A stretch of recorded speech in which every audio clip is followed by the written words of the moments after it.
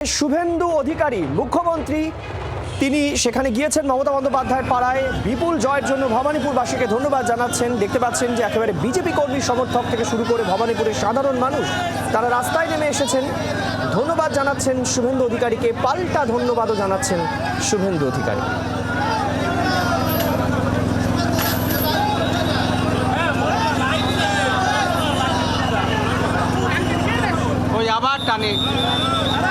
চেতনা লকেট থেকে শুরু হয়েছে মিছিল এবং সেই মিছিল চলছে। ভবানীপুরের সাধারণ মানুষকে ধন্যবাদ জানাচ্ছেন, বিজেপির রাজ্য স্তরের নেতৃত্বরাও রয়েছেন। একটি গাড়িতে করে শুভেন্দু অধিকারী এগিয়ে চলেছেন এবং তার সঙ্গে রয়েছেন কেন্দ্রীয় বাহিনী, পুলিশ, একেবারে কড়া নিরাপত্তার ঘেরাটোপ রয়েছে, সেই ছবি আপনাদেরকে দেখাচ্ছে।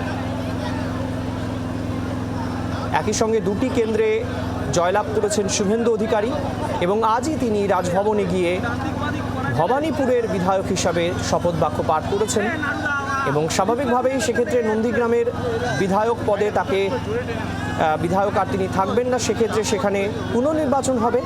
আর তারপরই আজকে আমরা দেখলাম যে তিনি চলে এলেন ভবানীপুরে সাধারণ মানুষকে ভোট দেওয়ার জন্য ধন্যবাদ জানাতে।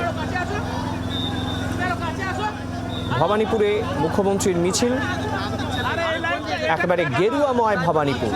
মমতা বন্দ্যোপাধ্যায়ের বাড়ির অনতি দূরেই এই মিছিলে, এই বর্ণাঢ্য মিছিল, যেখানে মুখ্যমন্ত্রী শুভেন্দু অধিকারী রয়েছেন এবং ভবানীপুরবাসীকে ধন্যবাদ জানাচ্ছেন তিনি। ক্যামাক স্ট্রিটের কাছে এসে শেষ হবে এই মিছিল। রাজনৈতিক মহলের মতে এই রুট এবং শুভেন্দু অধিকারী, মুখ্যমন্ত্রী শুভেন্দু অধিকারীর এই মিছিল যথেষ্ট রাজনৈতিকভাবে গুরুত্বপূর্ণ।